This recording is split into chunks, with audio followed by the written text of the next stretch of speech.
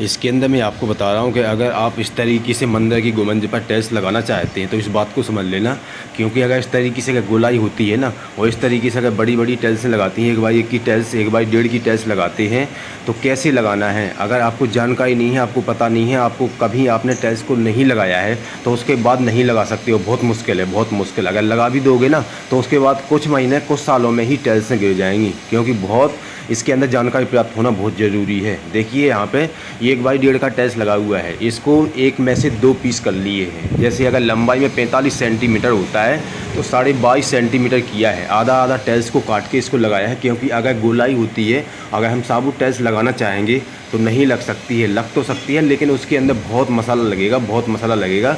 इसलिए जब अगर टाइल्स लगानी हो तो कम से कम अगर गोलाई होती है तो उस पर कम से कम छोटा सा छोटा पीस लगाना सबसे बेस्ट माना गया है, सबसे बेस्ट होता है। लेकिन अगर आप बड़ी टाइल्स लगाते हो, इस तरीके से लगाते हो, तो इस तरीके से आप लगा सकते हो, लेकिन इसके अंदर आपको कैसे कैसे लगाना है ये जानना बहुत ज़रूरी है। अगर आपके टाइल्स का काम होता है और जब आप काम करते करते इस तरीके से उसके ऊपर पानी मारना बहुत ज़रूरी है, क्योंकि डस्ट सीमेंट अगर टाइल्स का काम होता है, उस सीमेंट डस्ट के अंदर पानी मिल जाता है लगातार, ठीक है, तो और मजबूती आ जाती है उसके अंदर। मैं आपको ये बता रहा हूँ क्योंकि बहुत सारे लोग नहीं करते हैं, इस तरीके से नहीं पानी मारते हैं। लेकिन जब आपका काम चल रहा है, चलते चलते इस तरीके से पानी जरूर मारें, क्योंकि सीमेंट का काम होता है तो पानी होना बहुत ज़रूरी होता है, तो उसके बाद टाइल्सें नहीं गिरेंगी। देखिए यहाँ पे टाइल्स को किस तरीके से लगाया है। अगर इस तरीके से टाइल्सें लगती हैं तो जल्दी से टाइल्स नहीं गिरेगी।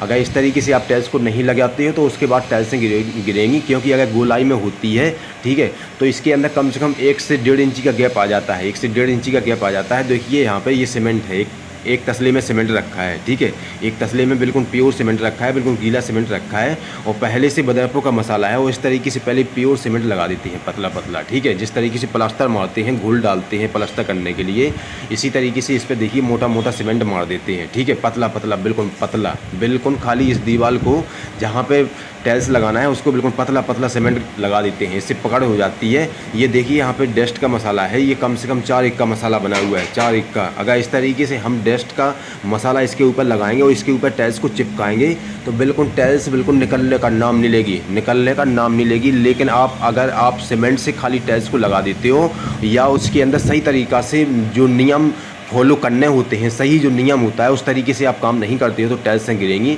ये बात बिल्कुल सत्य है। कभी अगर आप इस तरीके से टाइल्स लगाते हो, पुरानी गुंबद है, नई गुंबद नहीं है, तो उसके ऊपर आपको पेंट निकालना है। पेंट निकालने के बाद 1 दिन पहले आपको पानी मार के जाना है, इससे आपकी दीवार फूल जाएगी और उसके बाद इसके ऊपर जब टाइल्सें लगेंगी तो वो सही तरीक़ा से बिल्कुल पकड़ कर जाएगा। लेकिन अगर आपने पेंट निकाला और तुरंत आपने पानी मार के टाइल्स को लगा दिया तो उसके बाद नहीं पकड़ेगा, क्योंकि सीमेंट जहाँ पे लगता है और डस्ट मसाला जहाँ पे लगता है तो वहाँ पे थोड़ा बहुत सीलन होना बहुत ज़रूरी है, थोड़ा गीला होना बहुत ज़रूरी है। अगर आपने सूखे सूखे पे लगा दिया, अगर आपने आज ही पेंट को निकाला और आज ही आपने तुरंत पानी 1-2 बार मार के आपने लगा दिया तो उसके अंदर फिर पानी जाता नहीं है और फिर उसके गिरने के चांस बढ़ जाते हैं। इसलिए अगर आप पहली टाइल्स लगाते हो तो इसका लेवल करना बहुत ज़रूरी है, क्योंकि इसी लेवल में चारों तरफ टाइल्स जाएगा। अगर आप लेवल नहीं करोगे इसका तो ऊपर जाके कहीं छोटा हो जाएगा, कहीं नीचे हो जाएगा। इस बात को आपको बिल्कुल ये अपने दिमाग में डाल लेना। अगर इस वीडियो को आपने क्लिक कर दिया है तो बिल्कुल इन बातों को फॉलो कर लेना।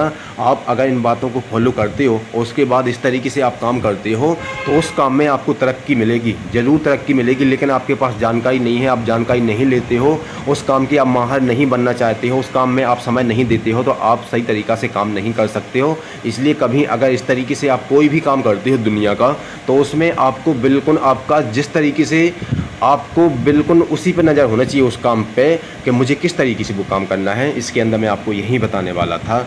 जय भारत, जय हिंद।